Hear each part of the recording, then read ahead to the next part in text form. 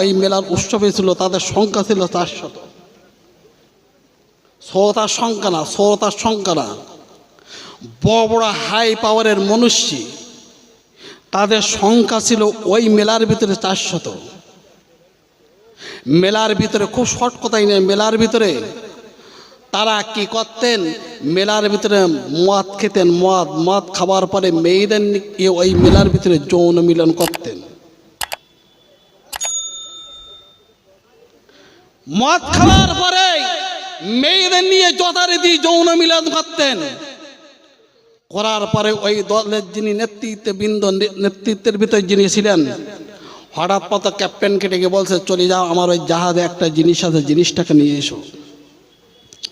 যথারীতি নিশানা বলে দিলেন, ক্যাপ্টেন চলে গেলেন, যে সেই জায়গাটা নিশানা হিসাবে জিনিসটাকে নিয়ে আসা হলো। ওই মেলার ভিতরে তার উপর থেকে কভার খুলে দেখা গেল ওই জিনিসটা হচ্ছে আল্লাহ পাকের পাঠানো আল কোরআন। জোরে বলুন সুবহানাল্লাহ।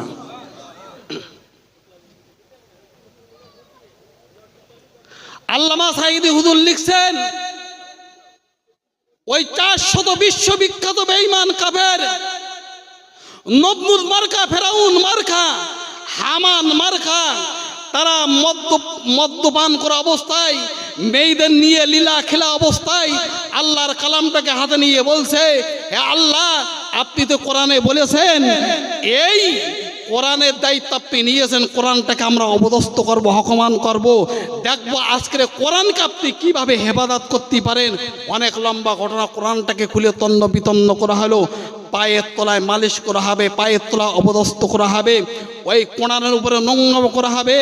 আল্লাহ রাব্বুল আলামিন গোটা পৃথিবীবাসীকে দেখাই দিলেন যে আমি কোরআনে যে আওদা করেছি, আমার আওদা সত্যকে মিথ্যা 400 আল্লাহ পাক একই জোয়ারের ভিতরে সাগরে আল্লাহ পাক শেষ করে দিলেন। জোরে বলুন সুবহানাল্লাহ, নারে তাকবীর। আল্লাহ পাক কোরআনে হেফাজত করেছে না করেননি? করেছ নাকি?